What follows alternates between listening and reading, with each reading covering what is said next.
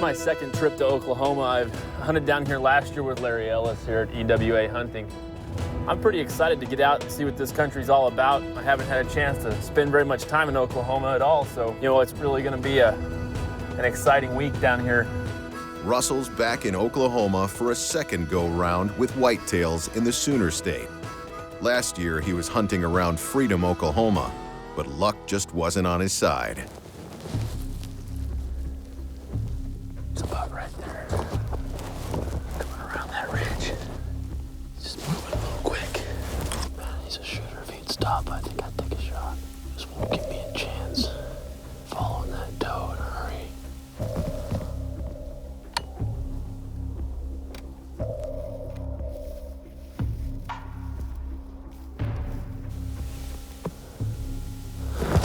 Man, that buck was moving quick.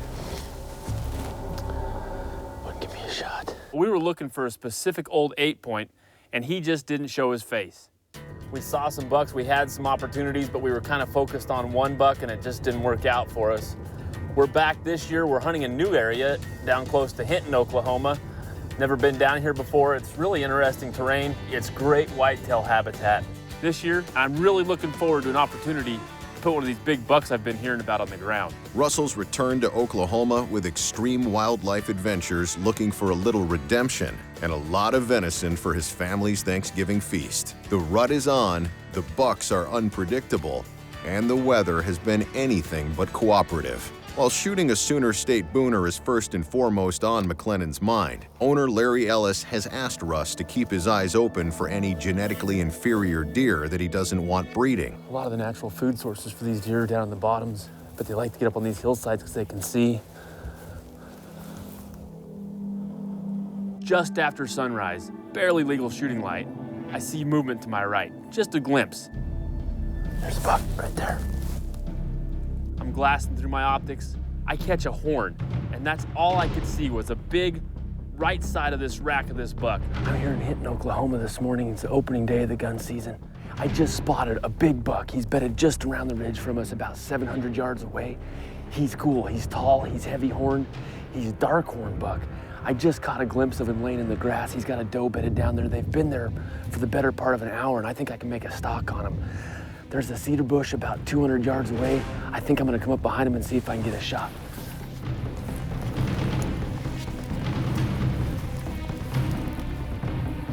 Anybody who's hunted whitetails knows it's very tricky to sneak up on them. It's super important when you're stalking to glass around every corner and look at every angle, because not only is the whitetail that you're looking at bedded down, but there could be some bedded left and right of him. And you don't want to let them catch you before you catch them. Let's go. The one thing I have in my favor, the wind's in my face, there's a lot of topography between he and I. And terrain is your friend when it comes to stalking whitetail.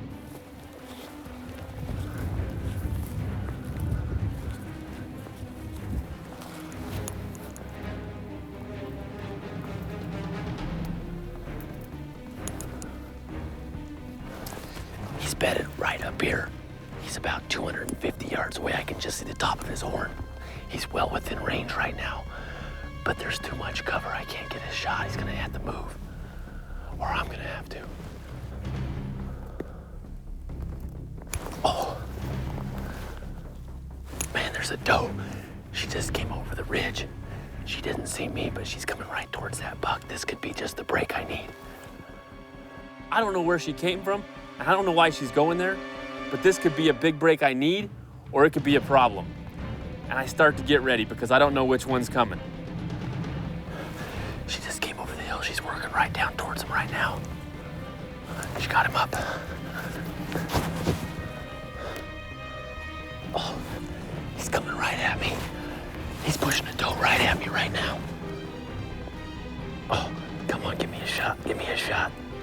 Right there, come on. Stop right there. Just a little bit more. Dang it. That doe is running him right down towards the trees. If I can get a shot at him right here. Oh, dang it. That buck, if he'd have given me one more second.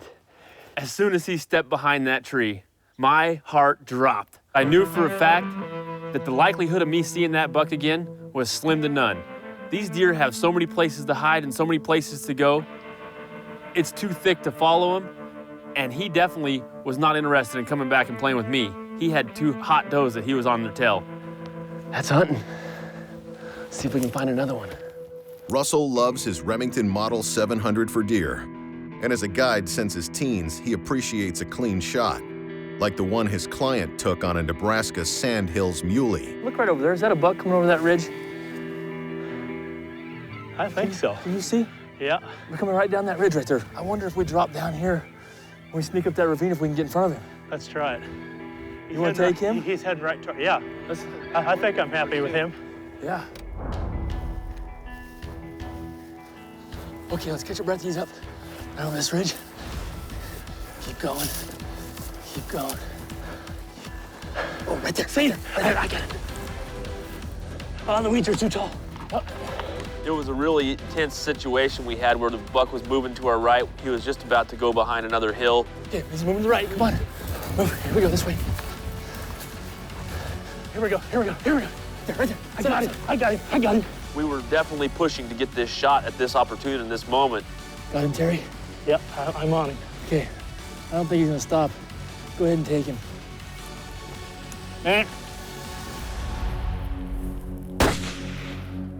Nice shot, Got him, man.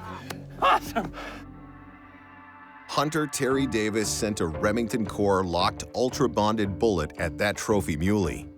And whether that buck was 50 yards or 500, that bullet was going to deliver best-in-class performance, especially out of the legendary Remington Model 700. First introduced over 50 years ago, the Model 700 is still made in Ilion, New York, and is still the best-selling factory bolt-action rifle ever. That explains why it's been trusted by hunters, guides, law enforcement, and competitive shooters alike since 1962. We're here in Hinton, Oklahoma. It's day 2 of the gun season. We had a chance at an awesome buck yesterday and it just didn't come together. After that, we haven't seen a lot of deer action. The wind kind of came in, we got a little storm brewing. We're hoping that maybe that these deer are hunkered down these canyons. We're gonna go in here and see if we can't rattle a buck out of his bed. I think we'll have a good chance. There's a few areas I wanna go look into. There's one over on this ridge, has some deep draws, some cedar cuts. And you know, the opportunity to rattle and grunt the buck in is high when you can get in close like this. And especially when the wind's blowing hard, the sound doesn't carry that far. So if it's gonna happen, it usually happens fast.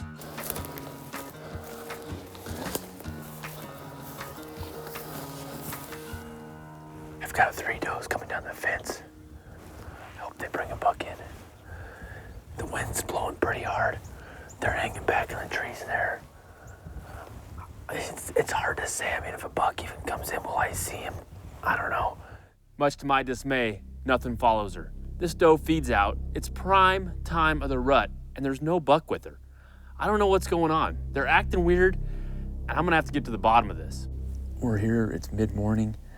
We had a cloudy, kind of a foggy morning, and now the sun's starting to break through, and it's really a good time for these deer. If they were bedded in an area where the sun's gonna get on them and start getting them hot, they're gonna wanna move to a different cover. You never know what these deer are doing, and you just kind of hope that when you're not having a lot of success spotting them coming to a food source, that maybe they're held up back in these breaks and they're using the natural, food sources that are available to them year-round. So I go to my ground game. I find the areas that I think might be the most productive to rattle, and I do my best job of my rattling sequences, and I do one after another after another.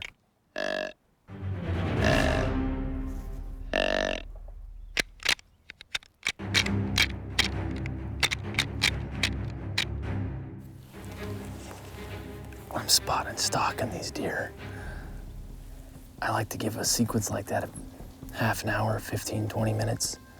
And then if I'm gonna work a canyon like this, I'll get up and move. You don't wanna be too fast. You never wanna give up on a situation just because you've rattled and you haven't seen anything.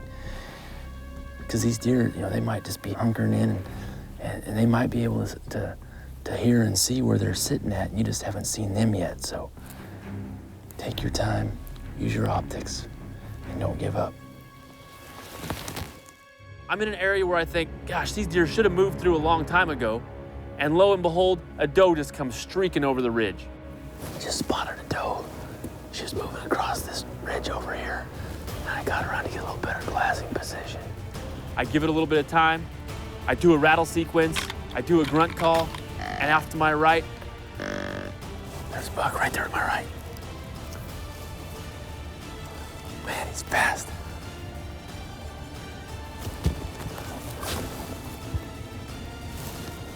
He's just moving too fast, and I get shot at, and he's just running right down there in the trees. He's not the buck I'm looking for, but he comes in, he flashes across to the left. I get my gun up, I get on him. Oh, he's moving too fast. Never gonna have a shot. Oh, dang it.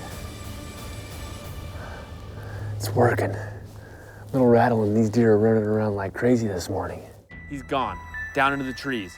I'm not giving up, so I go back, I rattle again. There's a buck right there. There comes this little spike buck.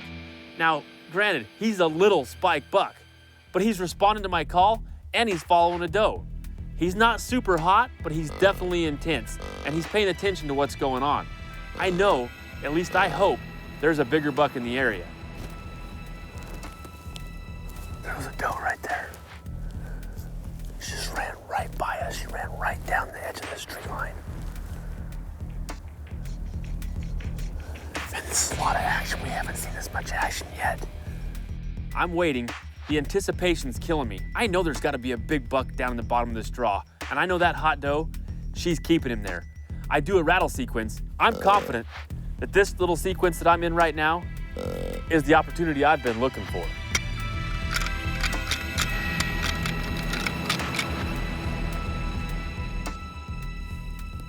There's a doe right down here below me. She's not 40 yards in front of me. Something's pushing her.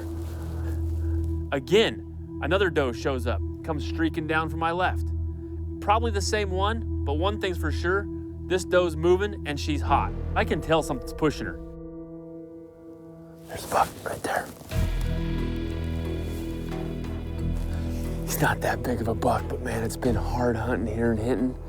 We got a storm coming in, I got Thanksgiving to get home to, and he's gonna be a perfect thing to put on the table. Here's a deer in the prime of the rut, pushing a doe that you definitely don't want breeding. Is he a big mature buck? No. But is he a buck that you don't want in your herd? Absolutely.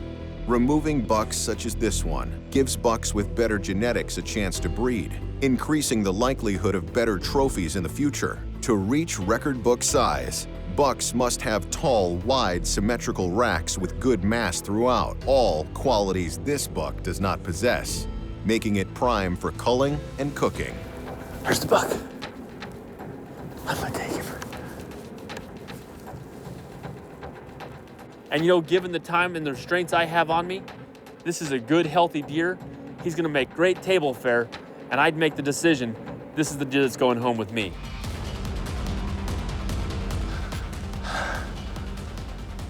There he is.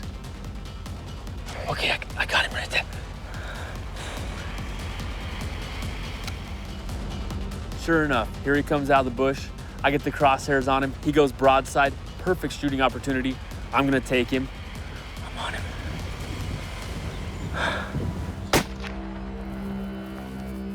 Oh. You know, he's not that big of a buck, but he's my first Oklahoma deer. Man, I can't tell you. It's been a long time here in Oklahoma, and we've had everything but good luck until today. And it's just worked perfectly. We're either rattling, the grunting, the deer have been responding, the temperature dropped, you know, the wind kind of dropped down, it's not blowing as hard.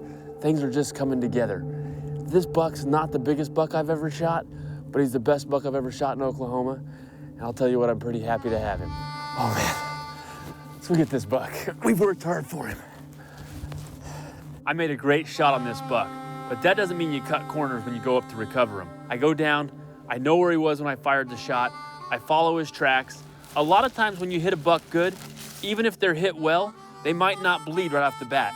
And that was something that we noticed. And this is a classic example of how hard it can be to recover a deer. I know he's hit well, but I don't have a good blood trail yet. we just started tracking, and the sun's in such a bad angle that you really can't see any kind of color on the ground anyway. So you just need to take your time, follow the tracks the best of your ability, and be patient, and it'll work out for you. It's important to mark where you fire your shot and to take the time to watch where that buck goes. So it's really important when you go down to start your recovery that you take the time and focus on where that buck was, find his track, and follow it. Oh yeah, I got blood right here. Right there. Oh, here he is. It's the day before Thanksgiving. I've got a great management buck on the ground, and this is Remington country. This is what it's about. My trusty Remington putting food on the table for my family and having an opportunity of a lifetime to come down here and hunt Oklahoma and put my first deer in the bag. The Bucks loaded in the Ram and headed back to Colorado for the MacLennan family's Thanksgiving feast.